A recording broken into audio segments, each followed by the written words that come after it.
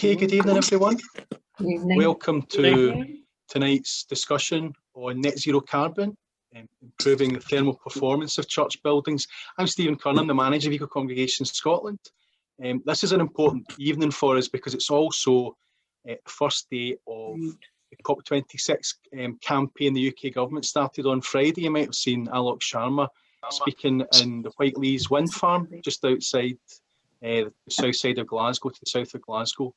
And he mentioned mitigation was a day that we're focusing on today. So it chimes perfectly with this event and how we can take action, primarily in our own church buildings, but in our own lives, to reduce that impact we have on damaging the environment. I'm going to hand over now to my colleague Judith MacLeod, a programme coordinator, who's going to really set us up for this evening. Please put any questions you have in the chat at any point for the rest of this evening. We'll be finishing at 9 o'clock, which hopefully will give us all time to take in the presentation from our guest speaker, but also if you get any questions or comments you'd like to raise during the chat, and also between now and 9 o'clock, we'll hopefully have enough time to do that.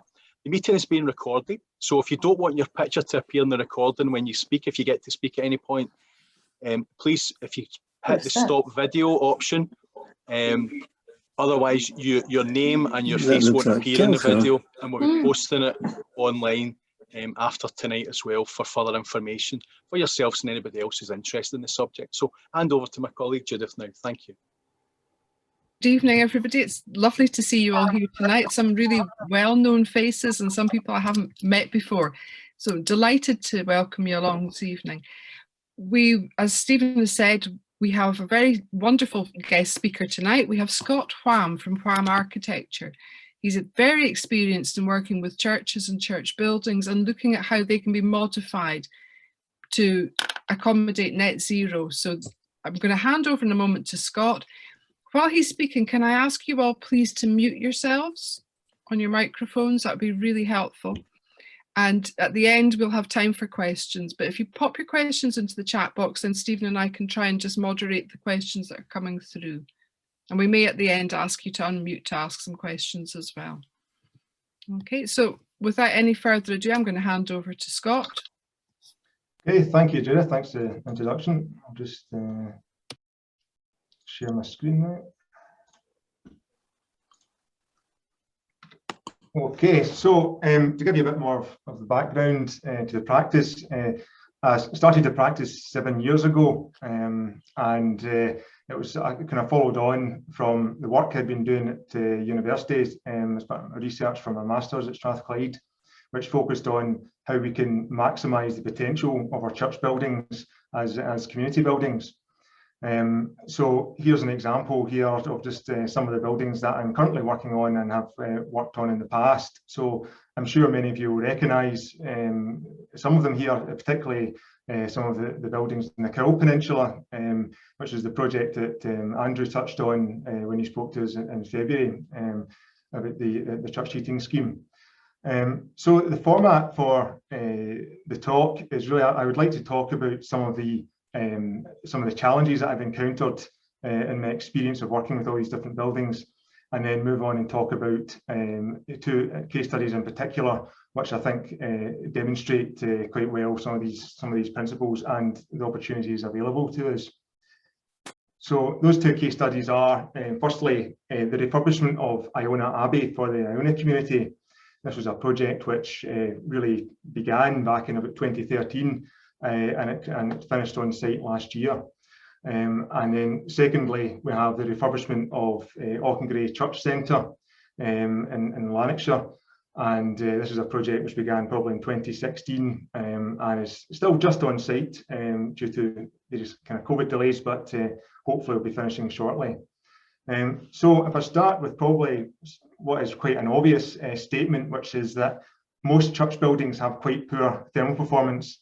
And the reason is fairly obvious when you look at this slide. This is Tilward's Church in the Cowal Peninsula. So quite often, you'll have exposed fabric, exposed rubberwork construction, and a traditional wall makeup. You're talking of a U value, heat loss value of about 1.5. Now, to put that in perspective, the U value that we'd be working to today for a new build house for the walls would be about 0.22. So you're talking about maybe 7 times the heat loss involved with a build-up of that nature. And of course, it's not just the walls we have to worry about, it's also windows. Now, I wouldn't like to hazard the guess of the U-value of this window, but it's probably over 5, and a modern double glazed unit should be able to achieve about 1.4. So that gives you an indication of the magnitude.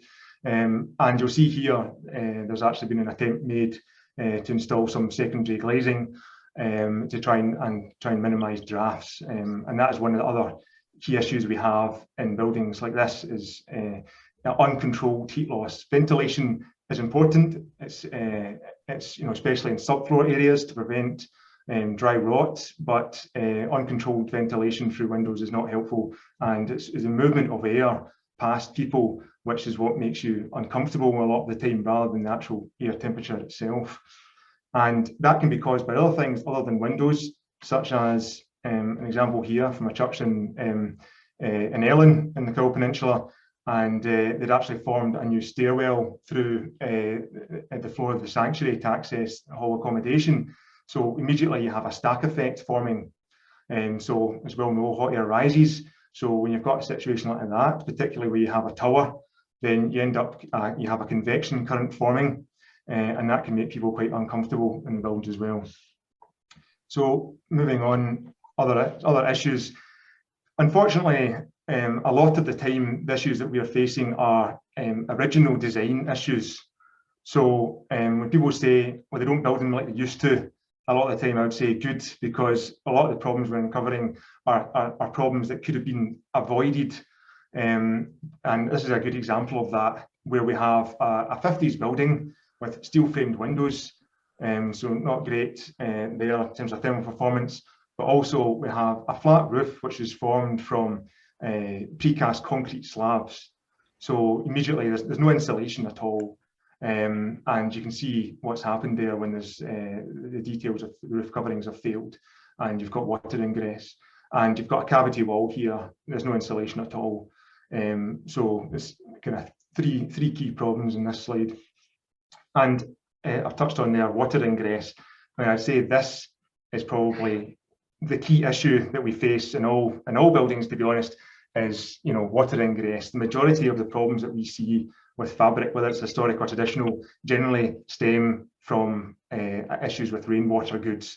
So it doesn't cost too much to clean out your gutters, but it can save you a fortune further down the line, because as soon as you get water into your wall heads, you start to get rot and joist ends, and it can become quite an expensive repair. And this is another example in the same church, actually, where you can see what's happened is, effectively your wood chip has been providing the last line of defence here, and eventually water will work its way through. The leak will track along joints, and it will find its way out at the weakest point. And of course, water ingress can also lead to vegetation growth. Now, quite often we're familiar with seeing a buddleia growing out of church parapets, but it's not just vegetation externally you have to worry about. Sometimes you have to worry about it internally as well. And this is actually the internal face of the wall of the Abbey Church in Iona. So these ferns, believe it or not, are actually protected and cannot be removed, because they are such a rare species of fern that only grow, it seems, in conditions like this. So the walls at Iona, it's all pink granite, but you can see some of it's been pointed up with cement, some of it with lime, but there's a lot of salts that the vegetation can feed off as well. But unfortunately, there's not much we can do about these two specimens. There's another example here, a church in Ayrshire, and you'll see this is actually a gable wall detail, and this is a very common point of failure, because you have abutment gutters. Quite often you might have a lead secret gutter, but where you don't, you might just have lime mortar or something as a parging detail, where you've got a parapet or an upstand on the gable. And that is a very, very common point of failure, and you can see what's happened here. But believe it or not, that's nesting material which has been left. on the timbers there. So you can see once birds get in or any other animals, you can see the consequences, and that's lath and plaster there, which is fantastic when it's dry, but as soon as it gets wet, it becomes very heavy, and it's usually held together with horsehair. And but it's when you think of a build-up, there's maybe an inch in total. There's a lot of weight there, as many people will know if they've seen ceilings come down. Moving on now, we have another issue, which is inappropriate repairs to buildings. Now, you can see here, quite visible on the side elevation there, that you have some cement pointing that's been completed, and it's kind of slistered over the joints. So typically, as described earlier on, you have a rubble work construction. You have an external face and an internal face to that. You have a rubble work core, and it's all bound together with lime mortar. Now, generally, that lime, it's breathable matrix, and it works quite well at absorbing and releasing moisture. However, as soon as you put cement in there in the mix, then you're trapping the moisture in the joints. There's nowhere for it to escape. It saturates the stone, and you can have other issues with frost action, spoiling the stonework or damaging the masonry. And this church actually has a dehumidifier running almost 24/7 because of various issues caused by this. And of course, you might think, well, this is great. As a good example here, we've got some insulation in this roof, but unfortunately, if you don't maintain the roof properly, issues here with the ridge detail. Wet insulation is worse than having no insulation at all. And I've actually seen a few cases where insulation has actually caused a ceiling to fail because of the weight of it. And this is probably more touching on Andrew's subject, but this is not an uncommon sight that we come across.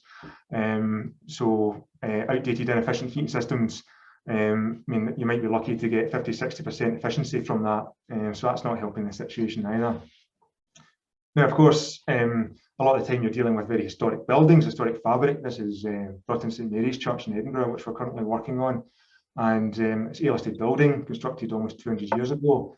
Now, it's very important. It's not just for people that we want to keep the temperature at a reasonable level, but also for the sake of the fabric. We don't want huge temperature fluctuations or huge fluctuations in humidity either. You'll see here is a very unusual balustrade detail, the frieze. It's almost a kind of paper mache type material. So naturally, you want to, if that gets damp at all, then you're in real problems. So it's not just the people need to worry about, it's actual fabric, protection of the fabric itself. Now, many of you, I'm sure, will have churches similar to this one. This is Moffat St Andrews, and another A-listed building, and a fantastic space. But as I'm going to talk later on about church insulation, you're probably thinking, well, how does that square with this image here? Because when you look at the decorative plasterwork details, the intricate tracery work, yeah, they don't always go hand in hand, and you've got a lot of timber panelling here as well. So it's not always obvious how you can address these issues in buildings like this. Now, I throw this in to say, this is Iona again. You'll notice the two ferns up on the left. Not all church buildings were actually designed to be heated in the first place. I mean, Iona, a Benedictine Abbey, or certainly what you see here, and it probably was never heated. And even today, Historic Environment Scotland would struggle to get the building to 9 degrees as their sort of design value. So quite often you have to ask the question, well, was it actually, if the building wasn't designed to be heated to start with, whatever we are doing might actually cause more damage in some cases. So moving on from there, I'd like to talk about some of the opportunities that we've come across, some potential solutions that we have to counter some of these problems. Now, I look at a kind of 3-phase way, and the first thing I look at is, well, first of all, do you actually need this building in terms of do you need this volume of space? Because I've known many situations where you have a building designed to seat 1,100 people, and yet there's only 50 people there week to week.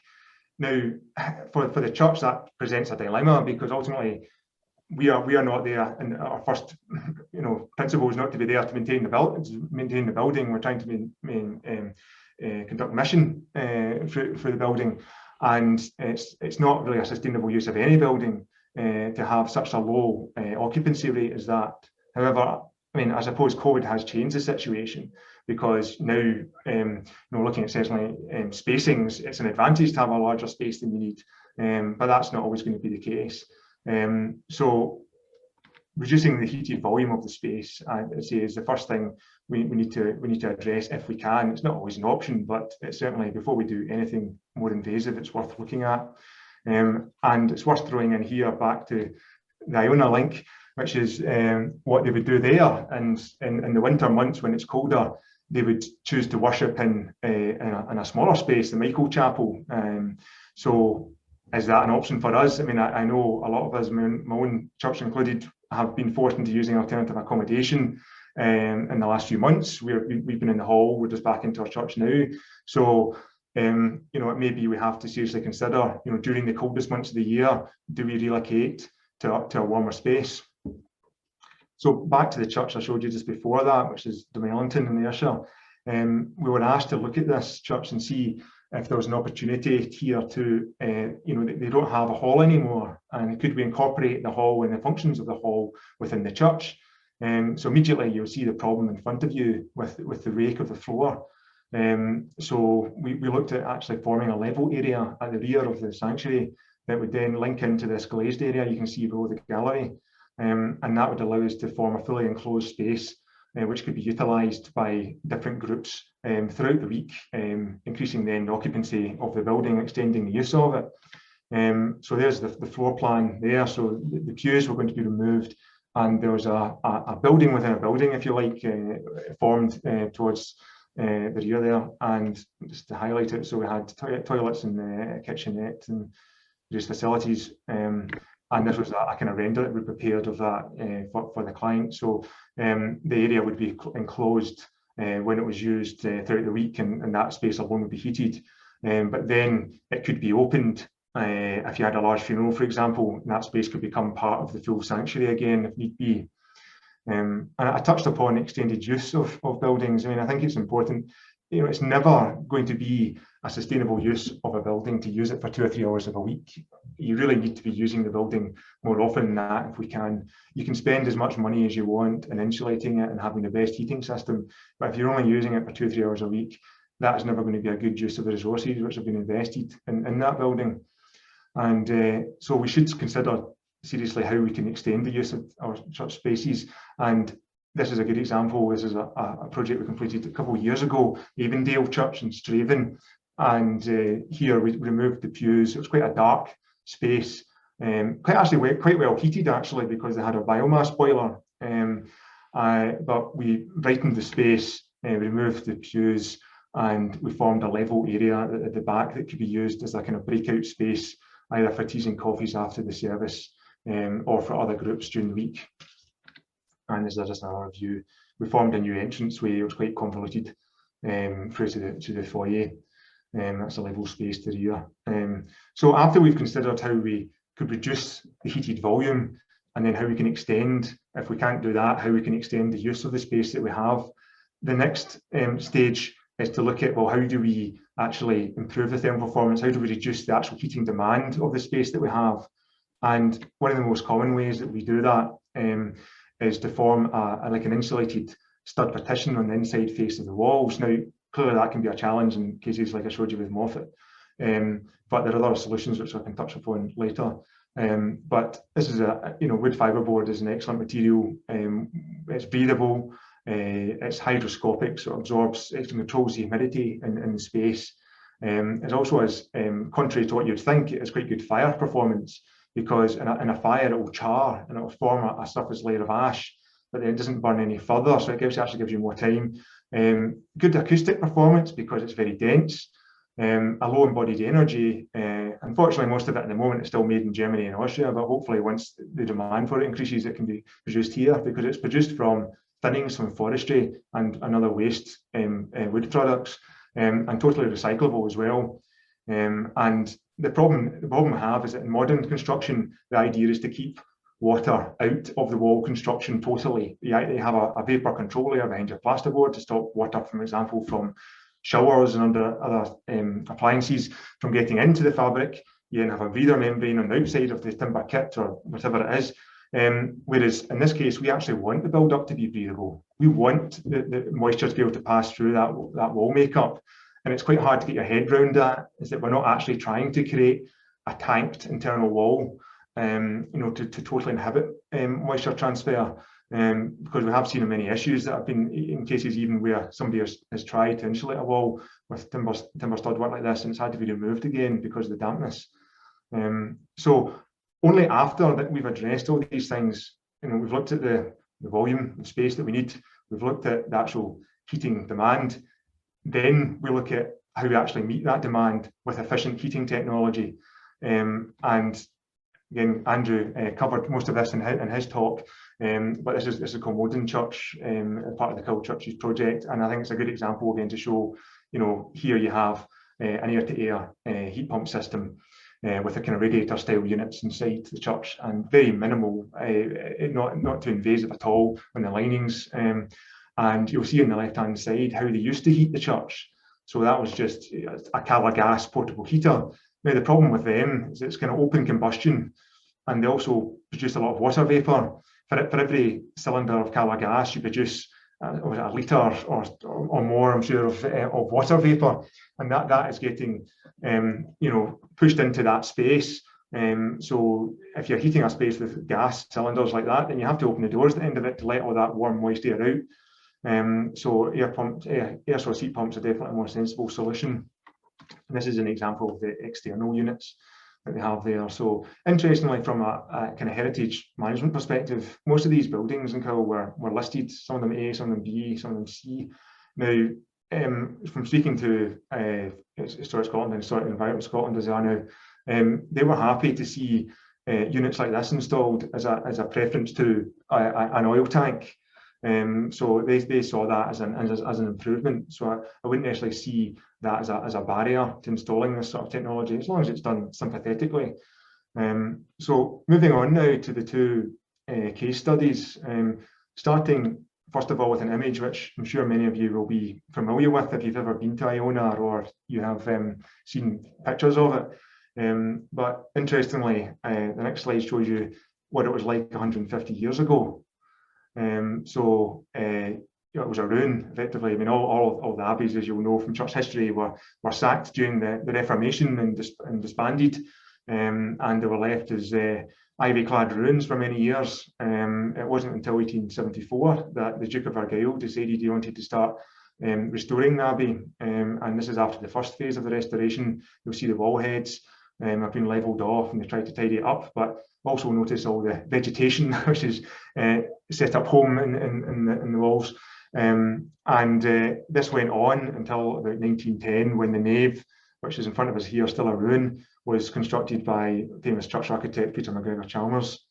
And so that was the restoration of the Abbey church, but the rest of the Abbey still remained in a ruin at this time, until that was George MacLeod founded the Iona community in 1938, and he set about a rebuilding programme, all with kind of voluntary labour, with skilled craftsmen and trainee ministers who came across and worked on the rebuilding project, which is quite incredible if you imagine today, if you suggested such a thing, what the authorities would say, particularly in terms of heritage-wise. But it was an incredible achievement what they managed to do. And they did this throughout, it took them quite a number of years, over almost 30 years to do it. The photo here shows you the temporary accommodation that was set up to resource the building project. And I can just imagine that in a cold, wet, windy January, what it must have been like working there. But they persevered, and this photo shows you the Abbey without the West Range. That was a later addition. And this is a very useful diagram, which has always helped me in terms of how I understand the building. So you can see the earlier stages in yellow there for the Duke of Argyll, and then you'll see most of the work in red was completed by the community. And the Ducat at the top of the tower was only completed in the 90s. I remember being there with my family before that was built. So it's been quite a long process. So this is the Abbey today. Now, the background to the project is effectively that the community has been using accommodation, providing as residential accommodation for many, many years, but it was getting to the stage where it was no longer fit for purpose. It was quite, finishes were all very tired. You needed all the services need to be renewed. There's no real insulation to speak of, so that limits the length of time that the building can actually be used in the year. The heating system isn't great, I'll get onto that later, but they reached a point where they decided something had to be done. Now, I think back in 2013, that wasn't necessarily, the thought was to go right back to the bare walls, but I think it quickly became apparent that that was the best approach. So the project was many years in the making, and with the fundraising, which was quite a task, and it was split into 2 phases, and it's the second phase that says it finished last year. So we were tasked with looking at, well, how do we insulate a building like this, and how do you heat it? And the key thing is, if we are able to make this building more accessible, then you can use it throughout the shoulder season, you can use it into the winter months, and then the whole centre becomes more sustainable in terms of running costs and maintenance. So this is what the Abbey was like. This is before we got involved. So this is the refectory space, which is in the North Range. A fantastic space with a barrel vault ceiling, and there's a wee mezzanine at the other end there, which was a small office space. But you'll see the walls, it's bare, pink granite, so not the warmest space to be in.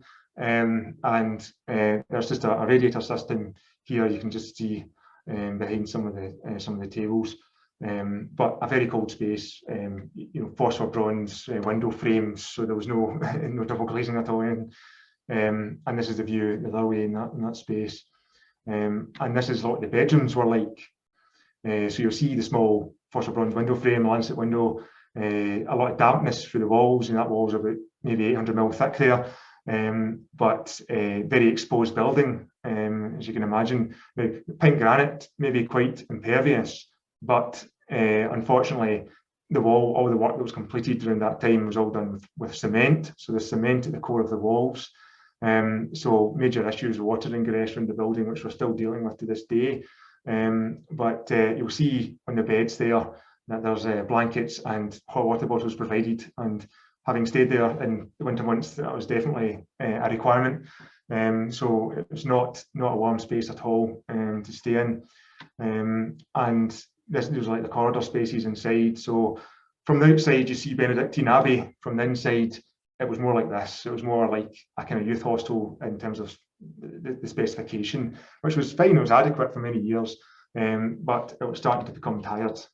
And really the only way to deal with it was to take it right back to the walls, and we'll start again. We'll see this is what all the sanitary facilities were like, the cubicles. So the problem with that was that you're kind of limited in terms of how many people you can cater for and the makeup of those groups.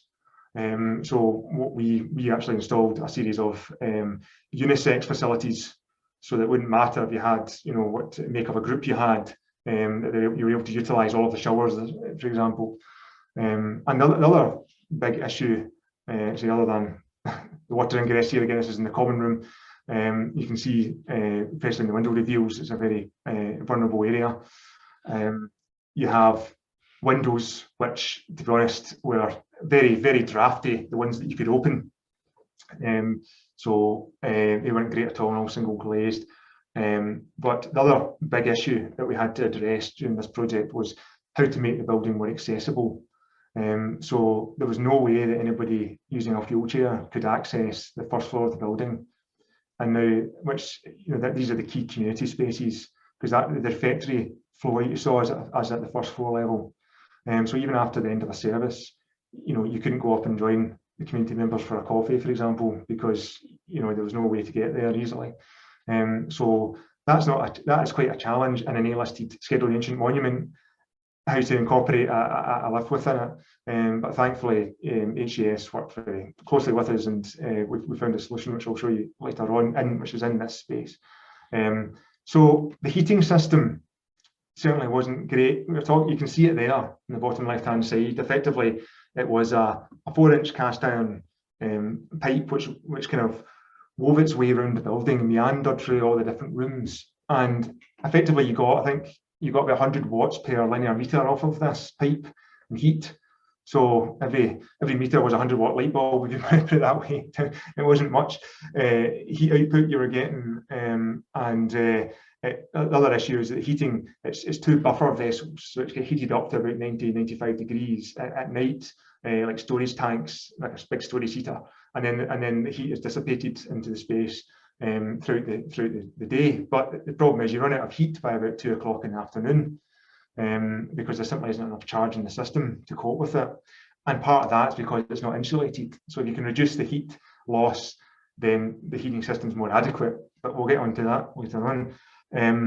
So one of the first things we had to do was address a lot of the issues with the water ingress, and that had affected things like the joist ends, which had rotted through. And I mean, these are incredible timbers, all 3 inches thick there. A lot of them are hardwood as well. There's fantastic stories George MacLeod told of shipwrecks, especially during the wartime when they needed timber to finish off spaces, and there was a shipwreck and they were able to utilise that timber to form like the scissor trusses over the refectory or some of the other timbers. And when you look in the attic spaces, there's a great assortment. There's donations from Norway and Canada and across the world towards the project. And you'll see here as well, there's a new floor that was put in. One of the big key complaints we had about the building was creaky floorboards, especially if people were up and during the night. And so we installed this as effectively a floating floor system, and with it just rests on cushions on the joists, to try and minimise sound transfer. It also helps in terms of fire performance in the building, which is a key concern. And this is the second floor of the east range. So you'll see it really was stripped back to the bare walls. They're all worked very tidy, as you can see from the wall heads there, but the problem again is it's all cement right the way through. The only way to sort that is to down take it and rebuild it. There's not really much you can do otherwise. You can try and repoint it to a certain depth externally and internally, but you'll never get really to the core of the wall. But you'll see it was stripped right back to a shell. And that allowed us to then insulate the whole fabric with the wood fibreboard. And critically here, the wood fibreboard would help us to control some of this moisture transfer, because PIR, rigid insulation, or Rockwool is not very forgiving, but the wood fibreboard can get wet, it can carry its own weight and moisture, and it can release that again. But it means it gives us a wee bit of a buffer where we do encounter issues. Because it's an unusual arrangement, because the Iona community are responsible for the internal fabric, but Historic Environment Scotland are still responsible for the external fabric. So it can be quite challenging in terms of how you deal with different issues that arise with, for example, with water ingress through the building. So we also insulated the attic spaces. They were all actually already insulated with sheep's wool. Historic Environment Scotland had done that in the majority of their lived-in properties. And sheep's wool's a great material in terms of its low embodied energy. Quite often the fleeces are wasted, so it's utilising material that otherwise be discarded, and it's a great insulator. Naturally, as everyone knows who wears woolen jumpers, but it's also very easy to work with. It's not like rock wool or mineral glass wool, which is very itchy. So although it's more expensive, it's a good material to use and probably longer lasting. So moving on now to what we did in the refectory space. So below you here you have the shop, Historic Scotland shop, the gift shop. So one of the issues we had, you see those tables, as you imagine if someone moves one of those benches, the noise it makes in the shop below. So we had a kind of two reasons for insulating the floor, and one just acoustically, but secondly thermally, but also it gives us the opportunity to install another underfloor heating system. And you'll see here there's a kind of tray system, and then there's a kind of cement board, and I think it is over the top, and then I think the final floor finish on top of that. And this is a view the other way. We also formed an office space and a kind of mezzanine structure, which actually hangs suspended off of the wall heads, because we weren't allowed to form a connection into the fabric itself. and this is the view from the other side. So we used to have steps at the far end up into the servery kitchens through the door at the far end there. Now it's all on the level, which is easier when you're carrying plates, and there's also wheelchair access at the far end here. And that's a view of the office space that was formed. And you'll see there's also radiators there, because of the heat loss. The underfloor heating system on its own isn't enough to cope with it. This is an example of one of the bedrooms. You see fully fitted furniture. You have to think of yourself designing in a ship's cabin because it's so tight. Some of the spaces, as you'd see with the photo I showed you with the bunk beds earlier on. And you'll see this is actually a folding bed. So the idea with this is that in times when you need all the bed spaces, you've got the capacity. But then during the winter, for example, you can have this as a study room, and that's actually a desk that's on the back of the folding bed frame. And new lighting everywhere naturally, and new finishes, carpets. And this is a new accessible entrance area that we formed. Prior to this, guests of the community, they'd have to come in various different doors, but often through the cloisters. But this was a level access that we formed, a new heightened door, automatic door. And then on the inside of that is the space that I showed you earlier on, which now accommodates a platform lift structure. And that gives people access right through to the first floor accommodation into the refectory as well. And this is an example of one of the wheelchair accessible bedrooms that was created, with full alarm systems and things as well installed. So there are 3 wheelchair accessible bed spaces. One of them has a kind of ensuite arrangement, and we have 2 different accessible shower rooms as well. And as I say, upstairs, all of the toilets were upgraded to kind of unisex shower toilet facilities. And then the windows, these were all refurbished, and the timber itself was in good condition. So they were repainted, new ironmongery, new draft seals installed, new external doors, which made a huge difference actually. The drafts that used to blow through these, so quite heavyweight, good doors that can cope with the weather that gets thrown at them in Iona.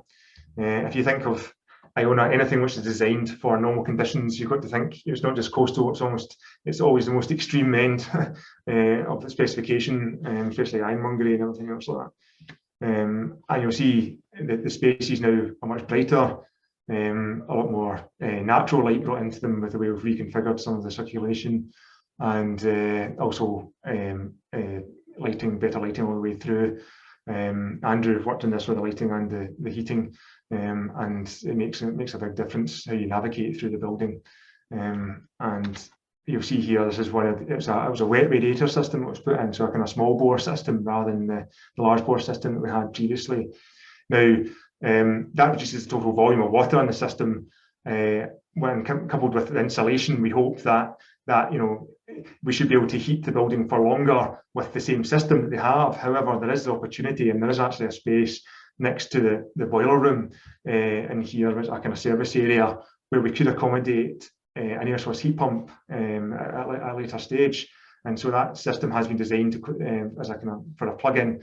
And there's also talk in the island of a ground source heat pump system, which may be able to tie into it as well. So we've future-proofed the building, and hopefully it can be renewably heated in the future rather than relying upon these buffer tanks. However, lastly, it's worth saying again, there are still ongoing issues that we're dealing with, which Historic Environment Scotland are dealing with, and you'll see the shielding that's been put up around some of the gables because of these issues I've described with the cement in the core of the wall. Now, it's an ongoing programme of repointing work that's going to be done, and they also applied a lime render on the inside of some of the walls to act as a buffer to some of the moisture, because the problem was in very heavy rain, especially a few years ago when we had a lot of wind and rain from the east, it would saturate the wall and you'd have this flash flooding effect, and so it was designed to try and counteract that. But I think it's fair to say a lot of time you can go so far to mitigate problems. You can't always deal categorically with an issue. It's always an ongoing discussion and ongoing maintenance and observation required. and HCS have installed monitoring devices here so they can look at the humidity and within the wall cavities and to determine the best course of action going forward. So moving on now to the second case study.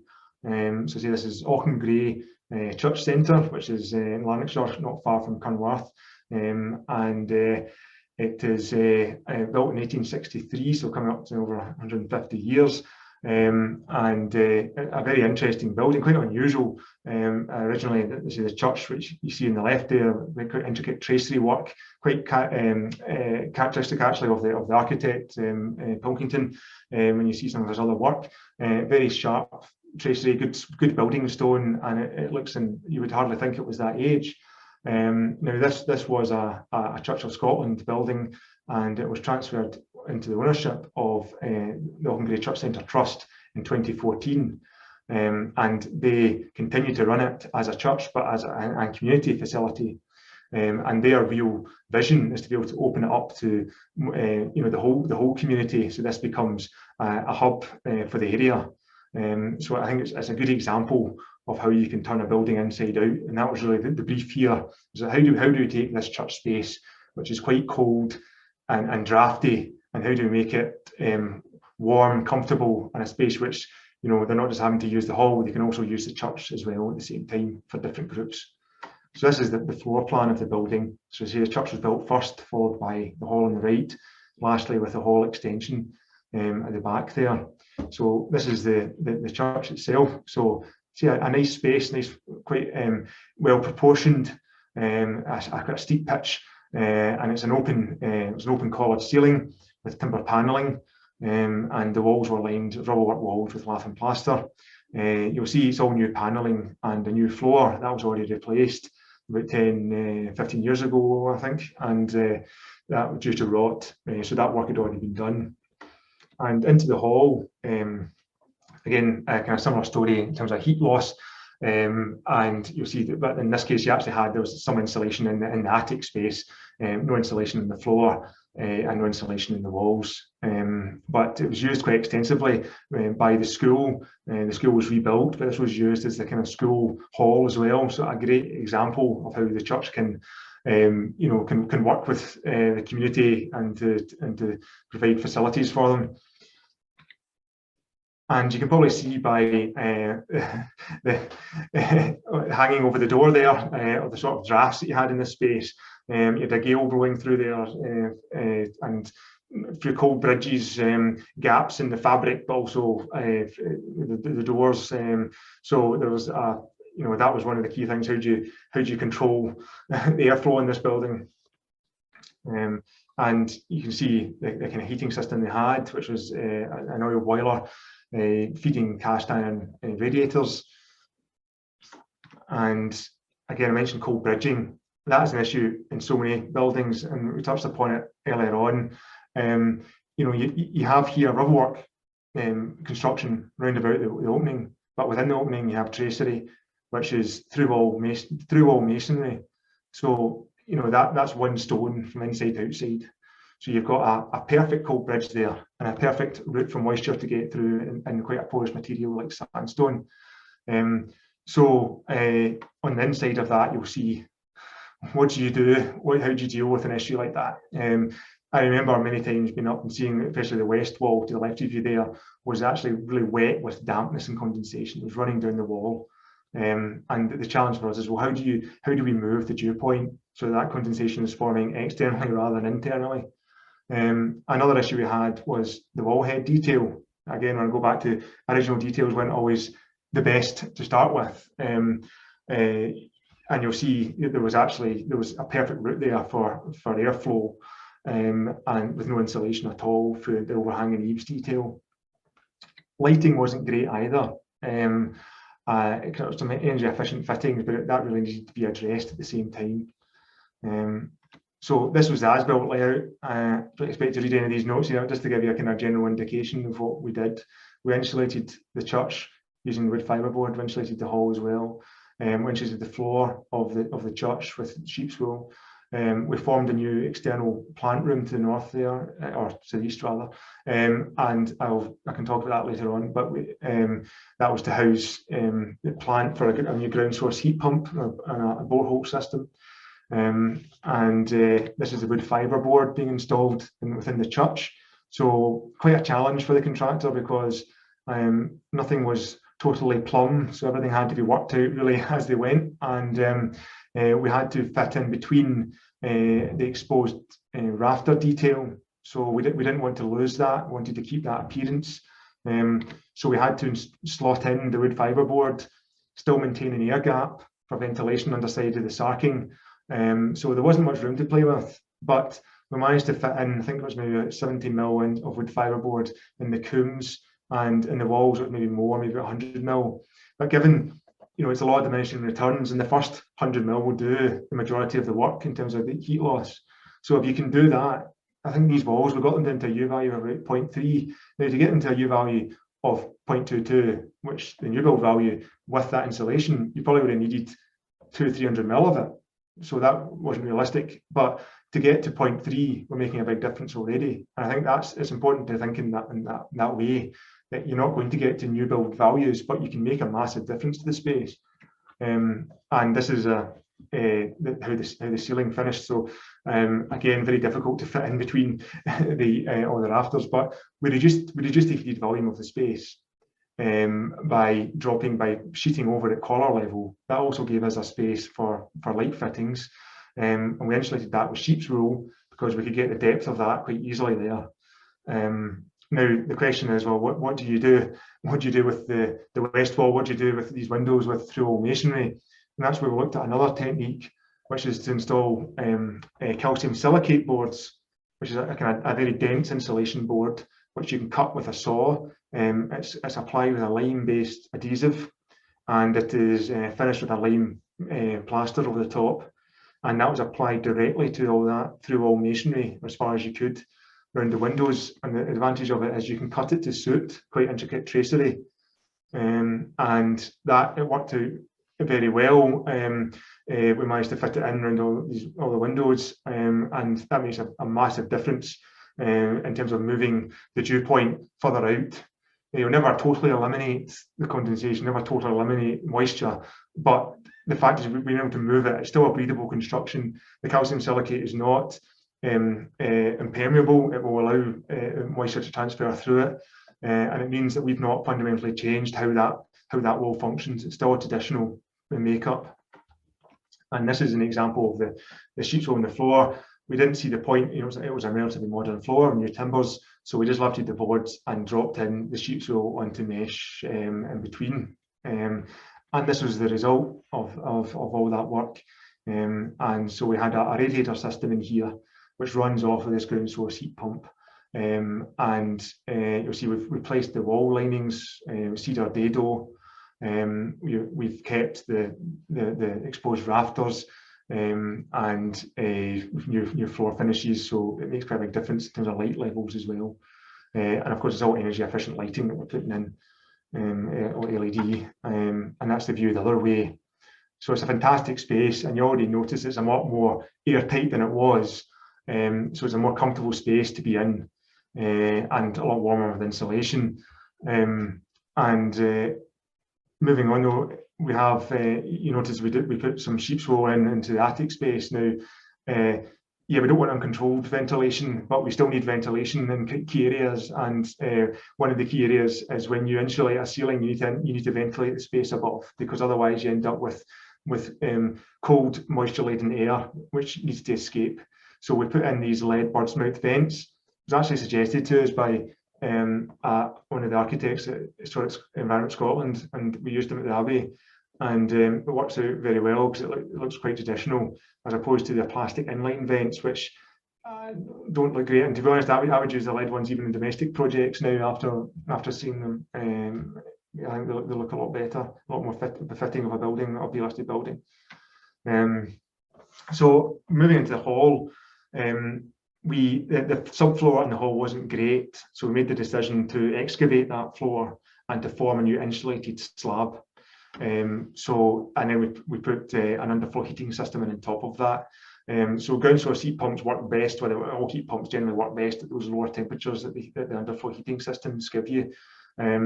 But what we've had to do here is we've actually, the system is augmented. We kept the old oil boiler, and it acts as a kind of hybrid. So in very, very cold weather, the idea is that it can provide warmer water at a higher temperature that will boost the heating on the radiators. But the heat pump will still do the majority of the legwork to bring it up to that temperature. And that is a solution that can be explored when you're in a kind of hybrid between, do you go fully towards a heat pump, or stay with an oil or a gas system. And this is the result of the space, or just kind of storage wall at the end there.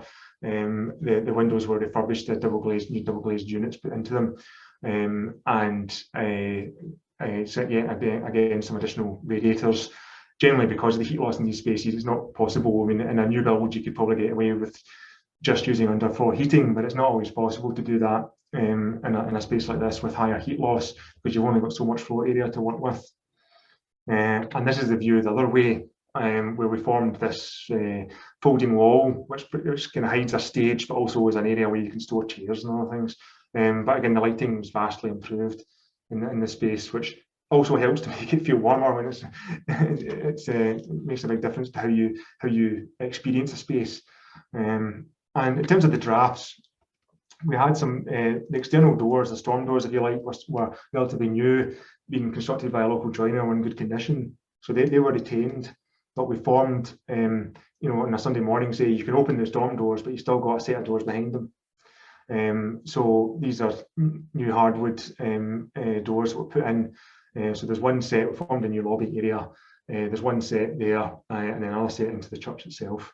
And that makes a big difference, just in terms of reducing with seals to reduce the drafts through the space. So this is the ground source heat pump plant room I'm talking about. So it's an open loop system, so it takes groundwater. The idea is it pumps up groundwater and then pumps it back down again. The water table is very high, so a closed loop system wouldn't have worked, where you send refrigerant down and back up. So it's an open loop system, and there's a kind of cedar clad plant room that also functions as a storage area. This is the kit. It's a 30 kilowatt NEBI system. So if you think if it's a kilowatt, set a kilowatt input, you'll be getting 3-4 times that theoretically in terms of output, because of the efficiency of the system. It runs off a 3-phase supply. It's got that's the buffer tank you see there on the left. So it's worth, as we're talking through these things, to think about, I'm sure it's a question in the back of people's minds about funding. So a huge number of grant funders for this project. The client worked extremely hard to make the project, shall we say, attractive to everyone in their own way, because it was split up into 3 effectively. I think one section was like conservation repairs, then there was the renewable heating, and then there was the thermal improvements. And when you look at these funders, you'll recognise some of them will focus on some areas and not others. So it's how you become all things to all men when it comes to funding. Of course, the listed places of worship grant scheme helps in terms of that reclaim, which as long as it's a listed building, you'll get that for eligible items. But it was about 380,000 in the end, the project cost for Auchengray. So quite a substantial fundraising effort, but it shows it can be done. But it's just knowing how to fill in all the forms and how to be attractive to these different funders. And lastly, I just want to say there's a lot of good material online on this subject, and in particular, Historic Environment Scotland have a great set of publications that you can refer to. These 3 in particular are probably my favourites. The Fabric Improvements for Energy Efficiency in Traditional Buildings, that talks about the wood fibreboard, the calcium silicate, the U values you can expect. It talks about how you can, secondary glazing or shutters and things for sash and case windows and different things you can do. Micro renewables in the historic environment is another good example. It talks again about the air source heat pump technology and solar panels and things like that. And climate change adaptation for traditional buildings is another good one to look at, a more recent publication. But you can get all of these on their website. I definitely recommend having a look at them. You can download them for free. So that is all of my slides, but I'm conscious that I'm sure many of you will have questions about various aspects of this, but I'm happy to answer any of them as best I can.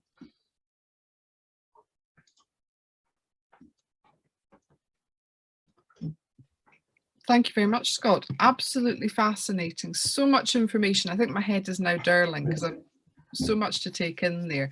We've got quite a number of questions already, and I'm sure there's probably going to be more as we go along.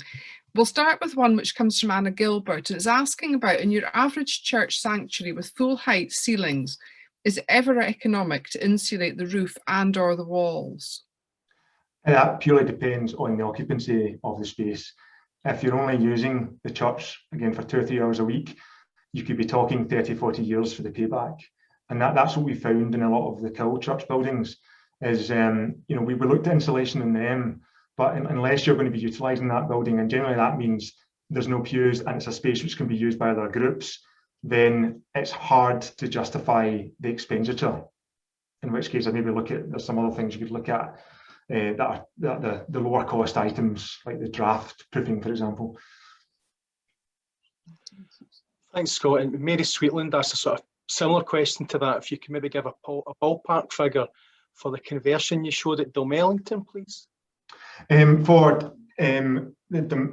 Dalmellington? Yeah, that was never carried out. That was a feasibility, but I think the feasibility cost for that was about 200,000. Now that also, there was also another package of works that would have been done, conservation repairs on top of that, which would have brought it up to about 350,000. But I think it depends on how much remedial work is required to the fabric.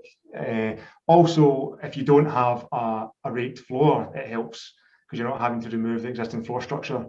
But yeah, it's really a case-by-case basis. It's hard to say unless you see the building, if you like. But they were also upgrading their heating system. I think they were going to heat this new space with heat pumps, but then keep using the old system to heat the rest of the space until they had to replace it. Okay, thank you. That's very helpful. Judith, if you got another question for us? Yeah, I do. Donald's talking here about sheep's wool and how it's really seems to be quite a good resource in Scotland because it costs so much on the Isle of Skye to actually shear the sheep. But somebody else was asking about the sheep's wool. Is it something that causes vermin? Do you get problems with different kinds of pests in the sheep's wool? It usually comes treated with salts that make it inhibit. Don't make it as palatable to vermin. But I have heard that, and I think it depends. There have been cases where people have had to remove sheep's wool because it hasn't been treated and it has become attractive to wildlife. But I think the other thing to do is trying to encapsulate it, so make it so maybe not use it. Like I wouldn't necessarily use it in your timber framing. The wood fiberboard, to be honest, is better anyway because you can friction fit that, and it comes as a solid bat. So I think it's like use it, in the right place. For example, within an internal stud as acoustic insulation, it would work great. You wouldn't have any problems. So don't go out to see our sheep. Make sure we get the wool treated before we do anything with it. But it's such a waste. So much of that is lost. And I think that it's how if there's a greater demand for it, then hopefully the processing cost will go down because it does cost about double rock wool at the moment. But rock wool, you're heating up basalt or whinstone to thousands of degrees and effectively making candy floss, so it uses a lot of energy. So if we can use sheep's wool, then that's definitely preferable. Great. Thank you very much, Scott. And it was a good point made by Donald there about meeting the demand as well as part of that. Next question is got from Susan Brown. Susan, would you like to ask your question yourself, please? Yeah, sure. I have the incredible privilege of having an 800-year-old building to look after that is energy utterly inefficient and very beautiful, but we can't. I was wondering, first of all, if the fibre boards, the wood fibre board things, were acceptable to Historic Environment Scotland, and also how you heat a place that you can't actually dig anywhere round about because everywhere is covered in bodies. Yes, yeah, I can appreciate that. It's a challenge. I'm talking of Dornoch. So. Yes.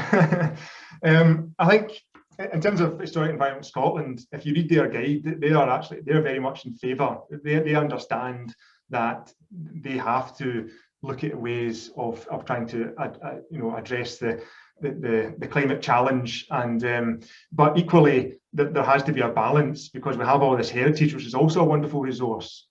So there's always a fine balancing act. Clearly I wouldn't be suggesting that you would go and line the walls of Iona Abbey, with the wood fiberboard or the calcium silicate, not least because the ferns would complain. So you've got to, I think it is again a kind of a case-by-case basis. In that particular church, you might there are things you could look at in terms of how you utilise the space, the type of heating system you're using. If it's becoming unbearable in winter months, is it a case of you try and use a smaller, a side chapel or a transept or something, so you're not having to heat the same volume? Because the Abbey is a good example. Again, you never get that above about 9 or 10 degrees, which is great in a warm summer's day because you walk in there and it's nice and cool. But it's how you deal with that in the middle of January with freezing rain. So yeah, it's really a kind of case by case. But Historic Environment Scotland they're willing to engage with you. It's worth speaking to them. They do pre-apps, and they're real advocates of the wood fiberboard and the calcium silicate and all these technologies, and they've used them a lot in particularly tenement refurbishments, as you can imagine. And because it's the key thing is maintaining the breathability. If you don't do anything which isn't reversible, and you're able to maintain the still traditional fabric, it's still going to breathe properly, that's where we start to see problems. It's where you insulate something and then you're creating lots of extra barriers to moisture. Thank you. I've got a question here from Claire Beadnell, and she's looking for tips on installing solar panels onto a Grade 2 listed church, because she said the conservation people have been a bit touchy about the whole aesthetic of that. I can imagine, yes. There are quite a number of churches which have solar panels, and that includes delisted churches as well. I think it really naturally you want it on the south elevation, south pitch of the roof to maximise your gains, but that can often be one of the most, visually it can be the most obtrusive, if you like, from the ground. But yeah, it's worth speaking to them, having a dialogue with them about it. I mean, quite often, if we're not able to put solar panels on the roof, you can maybe put them on the ground nearby, or there are things you can do. Quite often, churches have glebe ground which can be utilised. I've known a few places that have done that. They have a ground array.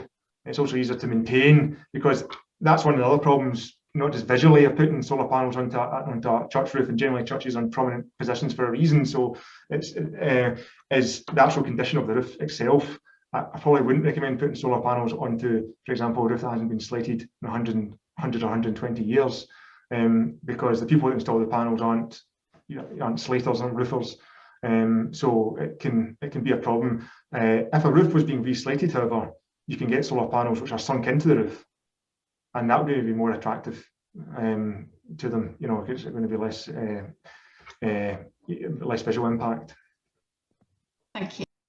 Thanks, Scott. Kimberly Moore-Reid had a bit of a dialogue in the chat earlier around support that you can get for your own church to look at this in terms of an initial consultation and some advice. So we've got some links in there for energy efficiency business support, which isn't available to all churches in Scotland. It's worth checking first, but we're certainly keen to work as Eco Congregation Scotland with all the denominations to make sure you can get that same sort of level of support, whether it's through them or with your own denomination. But Kimberly, is there anything you'd like to add just now in terms of some of the other points you made? Thank you. No, I mean, I'm worried that they're looking at because the talk also included, oh well, it was deemed Church of Scotland had more than a certain number of employees, but we're a church. We're not contacting them on behalf of the diocese or the organisation as a whole. I don't want to be lumped in. I mean, we've got a very high ceiling, and some oil boilers, which I cringe to. I mean, they're very expensive, and so there apparently had been some initial work done years ago to look at options. But yeah, we've got an old well that we don't know if that would be suitable for, you know, ground source, and there's all sorts of stuff. But I'm worried about what we can do as a church if we're going to be lumped into an organization. But we want to get that done. But we're also keen to try and get a consultation where we're not paying too much up front initially, because we've had a lot of work we've had to do recently, and 20% of our spend over the last couple of years has been consultant fees. And we would, obviously, we know if we're going to get something installed, consultant fees, you need to make sure it's done right. But it'd be nice to start knowing what was available before we had to start forking out all that money. I don't want to pay 5 different consultants to consult on 5 different eco ways of heating a church or something. I don't know what's available for people who want to initiate the process. Yeah, I mean, we would encourage you to go through the energy efficiency business support initially, the emails there, the website there, and it's up to them if they think you fit into the box. So if they deem you to be part of a bigger national organisation, they'll give you a reason for that. Most churches that have applied in the past were successful. It's just in recent years have tightened up, particularly for Church of Scotland, in terms of the over 250 employees mark. Now, by saying that, obviously no other denominations had any particular difficulties so far in relation to that. But we all know the churches are organised in different ways with different access to the governance levels, in terms of it could be Kirk Session, Vestry, Parish Council, and who's responsible for the property and the land deeds. So it's worth asking them first of all, and even get back in touch with us and we can see if there's another way to find support for you. It's something we really want to make sure everybody has access to without that huge amount of expense you were talking about. So thank you. Thank you. We've got a question here from Jill Gold from Carlops Church, and she's asking about, have you got any recommendations to improve the insulation with leaded glass windows? Yeah, I mean, again, I'd probably point you towards some of the Historic Environment Scotland guides. They talk about numerous different ways of trying to address that. I mean, secondary glazing becomes one of the most obvious solutions. However, you have to be careful that you're not creating an environment within the space between the leaded glass and the secondary glazing that then that can damage the leaded light. So yeah, that's the most common one I've seen, is you know, some sort of secondary glazing system, or sometimes that's coupled with you know, vandal protection. You know, it will be externally applied rather than internally. But they've got good advice about stained glass windows and sash and case windows as well. Thank you. We've got a question from Douglas Young, I think it is, D. Young, and on a 1964 church, which is a relatively new church, what's the best choice of renewables to use? Solar panel, air or ground source heat pump, or something else? And what would be the kind of payback times on them? Yeah, I think it's David Young and Canvas Lang, which might give away the church a little bit there as well. Actually. At the moment, they're working with a fairly new gas heating boiler. Yeah, this is probably more of a question for Andrew McCone, but I think, yeah, when it comes to ground source, you know, the capital cost is quite high. So you really need to be able to get grant support to justify that. You know, it could be 3 or 4 times the cost for ground source, depending if you have boreholes or if you have a kind of serpentine system, you know, in the ground over a large area. But air source is probably the most cost effective to look at. I wouldn't say it's an either or when it comes to solar or heat pumps. I say that's something you can do. You know, you can do both of them quite easily or independently of each other. I think the way things are going, we're not going to have a choice really when it comes to, you know, with gas technology. I think you know, heat pumps is probably the direction it's heading. You know, but if you're concerned, you know, I suppose you could look at a hybrid system in the first instance, but maybe wouldn't want to be spending all that money in something which will be obsolete, you know, in so many years' time. I would focus again trying to reduce the actual heating demand first and foremost, because when you look at the size of these systems that you'd have to put in, it can be quite frightening of the kilowatt output required to cope with it. So I would try and reduce that as far as you can with thermal improvements, and then that will reduce the capital cost of the heat pump installation that you put in. Thank you. I've had quite a few questions about specifics in relation to the churches. So, for example, there was one obviously about asking about improving insulation with leaded glass windows from Jill and Carlots. And obviously, Piers Bowers had mentioned the solar panels in relation to Grade A listed buildings. Claire had obviously mentioned that in terms of a Grade 2 listed building, that the conservation issues there. I mean, Scott, what's your experience in terms of that when you're looking at some of these issues? Is there an easy answer, or is it very subjective in relation to each building? It's very subjective in the sense that, take Iona Abbey, you're not going to put solar panels in the roof of Iona Abbey, because, you know, when you think of the thousands and thousands of tourists that visit, 50,000 tourists, whatever, who visit Abbey alone, these buildings are not just they're a resource, a heritage resource, if you like, a tourism resource as well. You know, you think of all the people that come to Scotland to visit Edinburgh Castle or Stirling Castle or places like that. So that is the mindset that they have when they're looking at it. But equally, they want to engage with you, and they are very keen, because they have the same concerns and the same policies that they're looking at in terms of how they can make their estate more energy efficient. You know, the fact that they've installed sheep row in all their habitable buildings says a lot. You know, they are trying to address this. But in terms of submitting applications, you know, with the Cowl project, we had no issues whatsoever dealing with the HGS. In fact, they were very positive about it, and there were no objections. I think the key thing is, don't take them by surprise. You know, you apply to your council, but HGS are a consultee, but you can speak to HGS and have a pre-app with them. If they are forewarned about it, then you're far more likely to get a positive dialogue with them. If they don't know anything about it, they'll receive this application, they'll look at that and think, oh, don't like the look of that, and they'll write an objection, or they'll write, it'll be a more negative consultation response that you get. So I would really encourage people to have a dialogue. I mean, clearly Iona, HGS effectively were the landlords of the Iona community, so they were at the table, we were having discussions with them, but with both the inspectorate and the conservation team, so we had both sides of HGS we were working with. So, but yeah, I think the key thing is a dialogue and trying to have communication with them prior to any proposals.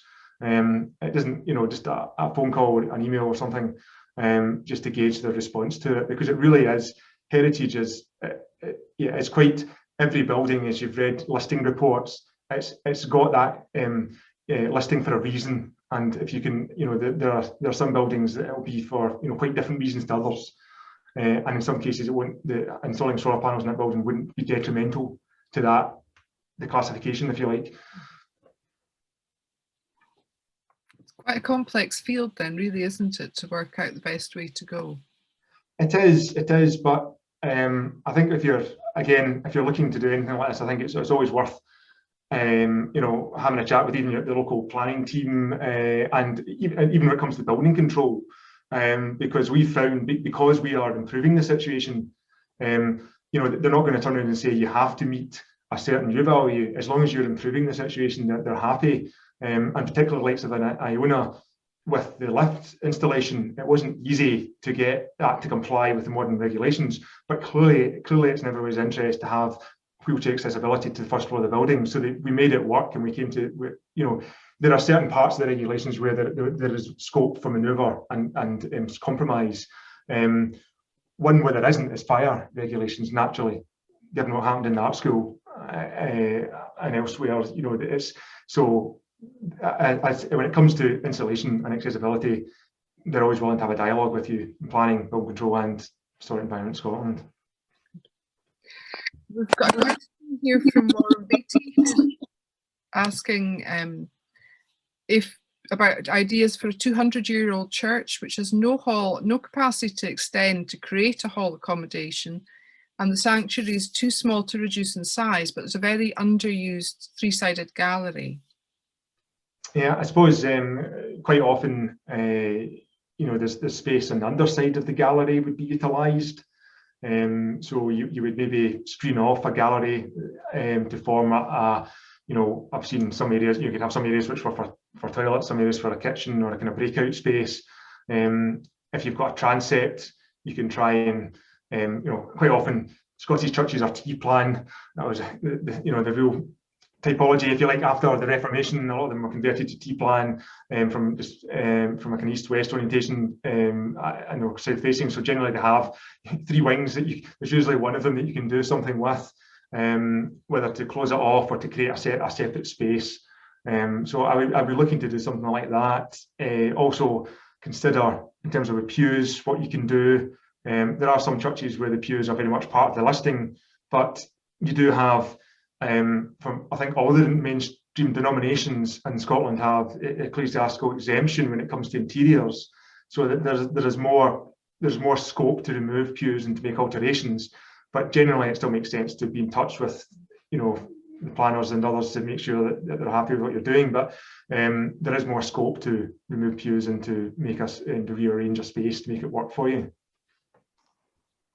Thanks, Scott. Now, we've been relying on chat questions, but I'm conscious not everybody's comfortable using the chat, or they might have had an idea or question that sprung to mind more recently. So if anybody wants to wave at me and Judith, there is quite a big crowd here tonight, but we will get you to ask a question. I see Barry Watson there. Barry, do you want to ask a question briefly? Thanks. Just need to unmute yourself, please, Barry. Thanks. That's Can you hear me? Yeah, I can hear you now. Thank you. Our building's 5 years old. I've done a comparison with the old building, and we've reduced the carbon footprint by 60% over the old building, and now we're at 17.4 tonnes per average per year. Now the question now is, well, okay, we've got that far, 60% reduction. What do we do next? It's a nice, easy question there for you, Scott.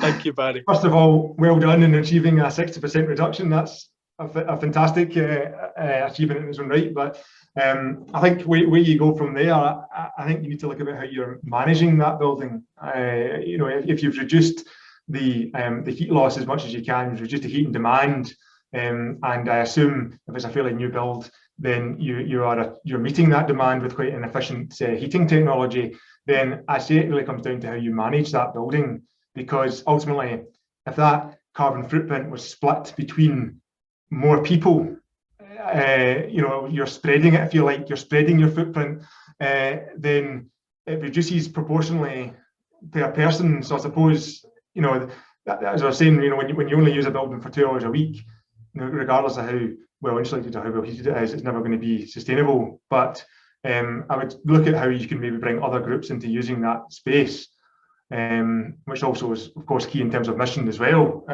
But that is one of the biggest. Extended use, I think, is one of the most important things that any of us can do, and doesn't really cost a huge amount to explore. It's just a case of, you know, entering a dialogue with, you know, other groups in your community and trying to see where there's opportunities that you could explore.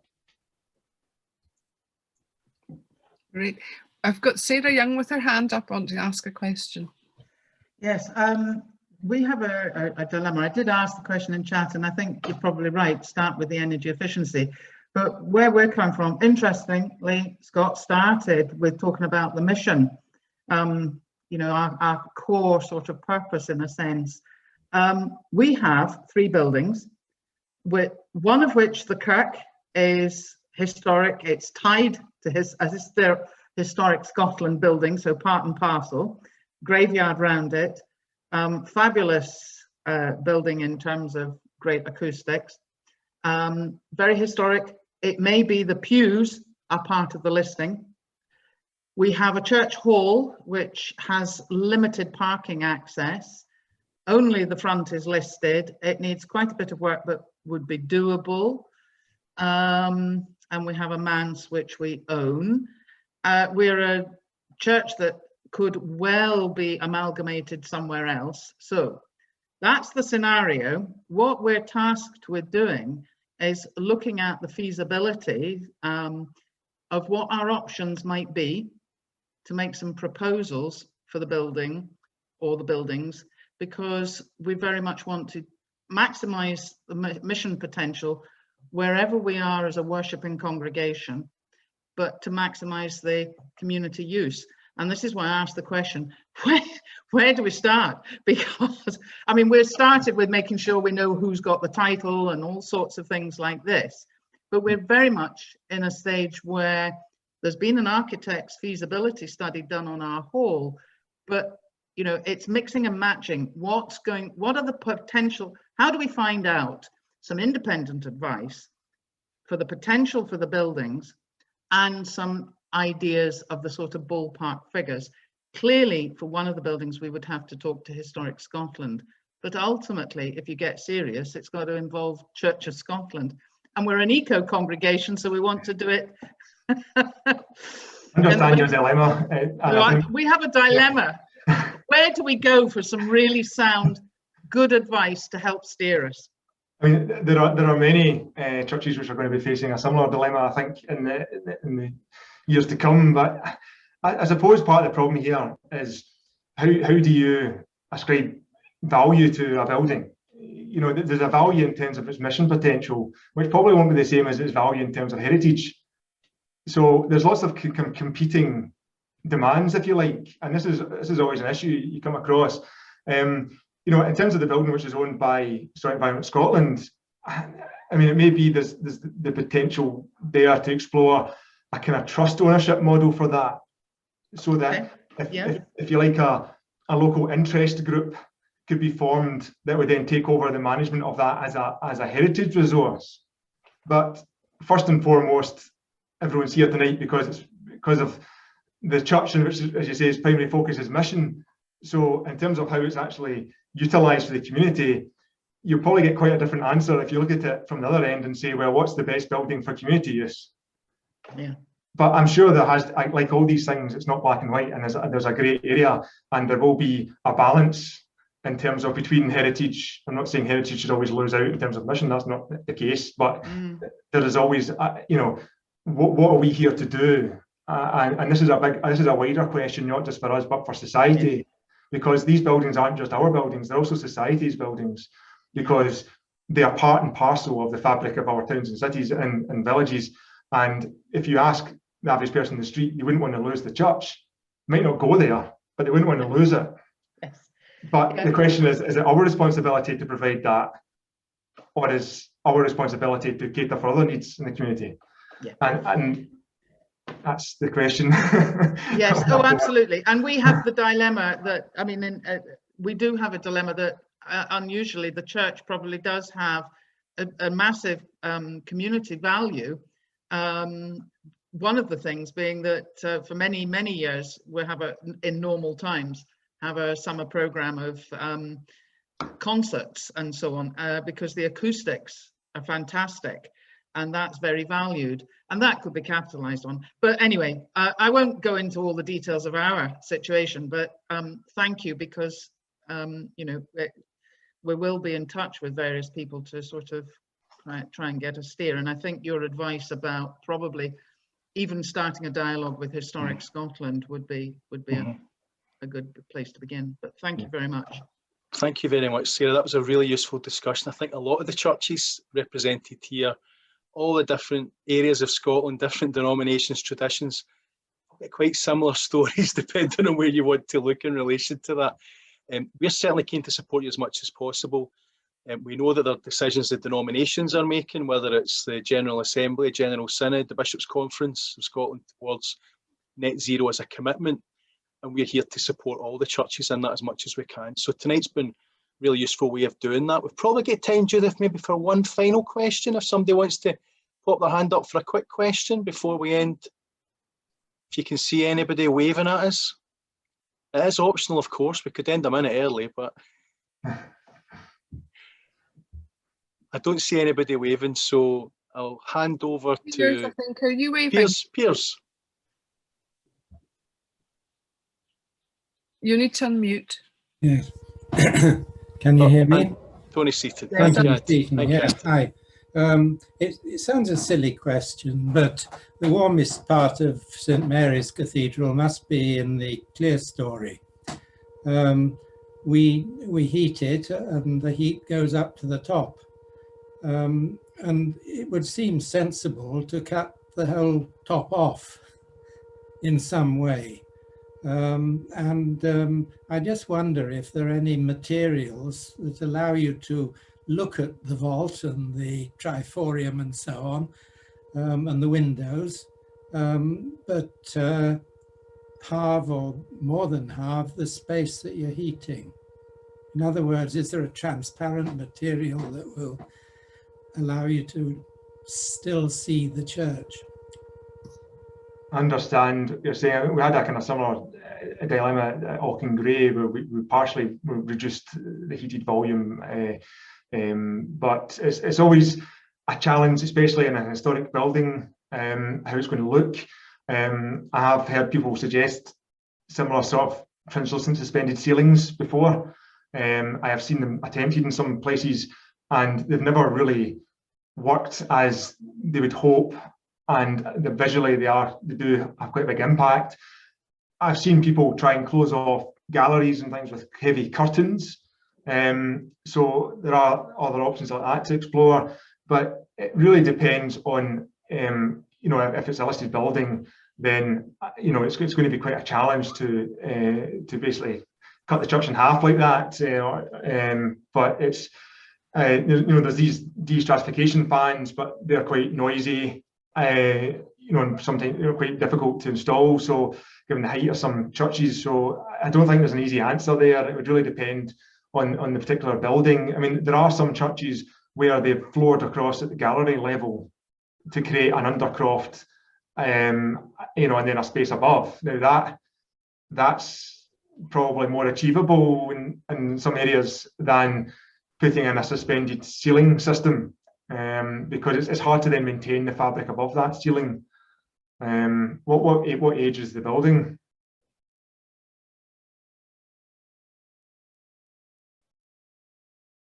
Oh, sorry, you're still on mute.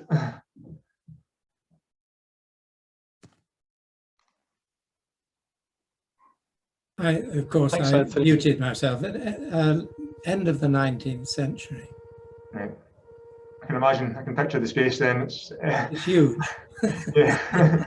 And that's, I mean, and again, fantastic in many cases for acoustics and spectacular buildings that naturally, they were designed as you walked into them to make you look up, you know, and to, you know, take your thoughts towards heaven, towards God. So, I mean, that's part of the architectural quality of them. So yeah, it's not easy to address that, because you're going against fundamentally how the building was designed. But I would say try and use a smaller area of that building, an area under a gallery or a transept. It's much easier to close off a transept with a vertical barrier than it is to try and close off a sanctuary space with a nave with a horizontal barrier.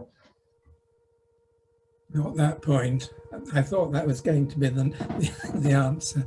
Air source heating, I've got that on my house, and it's very good for heating the water. I don't have to heat my water at all, but it wouldn't heat the house.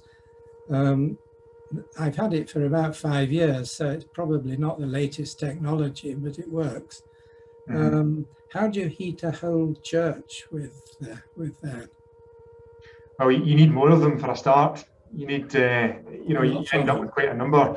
But you know, there's an option. You know, I think we're looking at that actually. Andrew and I at Moffat, St Andrews, using multiple domestic-sized units rather than moving up to commercial-sized units, because as soon as you move to commercial, then you know, servicing costs increase and such like. So I would probably be multiples of domestic-sized units heating specific parts of the building. You generally have to upgrade power supplies if you're going for that number, but often you need something to augment it. You know, maybe a combination. I think Andrew talked about in his talk about a combination of air source, but also some maybe direct electric to boost. You know, because trying to get up to 21 degrees with air source is going to be a real challenge. But if you can get most of the way there and then do the rest with some direct electric, then that might actually be more efficient in terms of the capital cost. Thanks. Thanks, Scott. It's been a really fascinating evening. It's been really, really loads to think about. I think my brain's going to be in a spin. I'm quite aware of the time, and I can see there's probably other questions still coming and people are still thinking about other things. I'm wondering if you wouldn't mind if we just hang on to those and even send them to you by email. Would that be okay, Scott? Yeah, happy to, and happy for people to email me directly if they have any questions. It was on the front slide, but I can give you a PDF copy of the presentation. But there's so many slides to look through. But that's wonderful. I think that's really useful for everybody that's been here tonight, actually, to have that to go back through, to look through again and to look at the information again. So if you can give me that, that's great, and we'll make sure that gets sent out to everybody in the next few days. We'll send that on. That'd be great. No problem. I know that our chaplain, David Coleman, has a prayer for us tonight, so I'm going to hand over to him in just a moment. But first, can I just say a big thank you to you, Scott, and I think you deserve a really big round of applause from all of us. So just thank you so much. It's been absolutely fantastic. So over to you, David.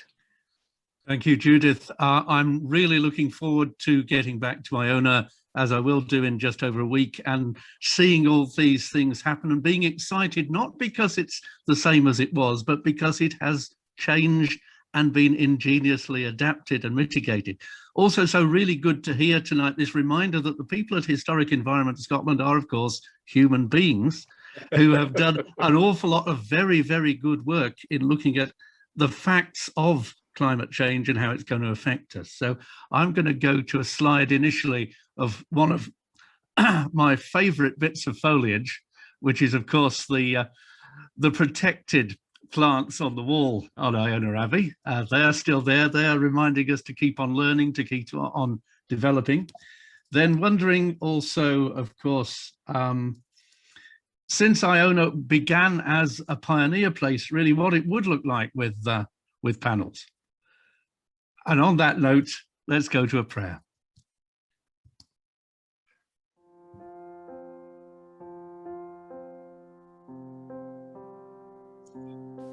God, source of all life and energy.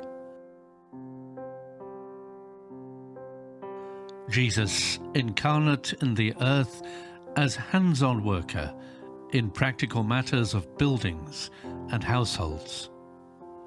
Over centuries, we have piled up the treasures of our cultures and communities, from King David's house of cedarwood to the corrugated iron tabernacles of local mission, all to your glory, often at great cost, all subject to time and to change in your service. Now, in our care of these gifts, we listen also for the voice of the earth, singing from the same hymn sheet as you yourself.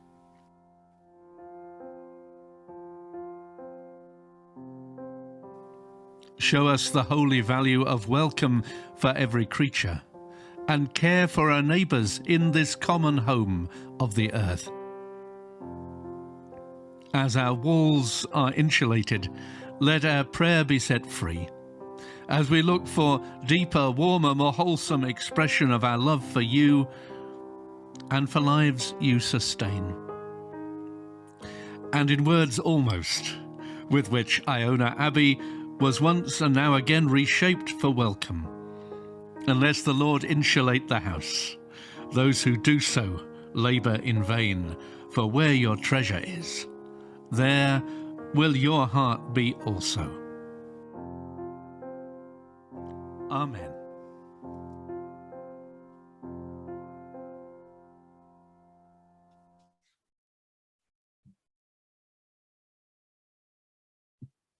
Thank you everyone for coming, and to the colleagues for pressing the buttons tonight.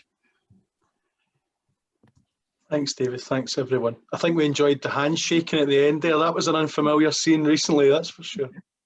That was pre-COVID, yes.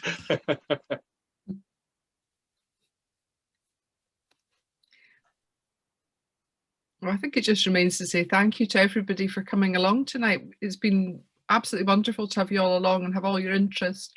And thank you just so much again to Scott for spending this time with us. It's been fantastic. And we do hope you'll come back again at some point to talk to us further, because it's been really, really good.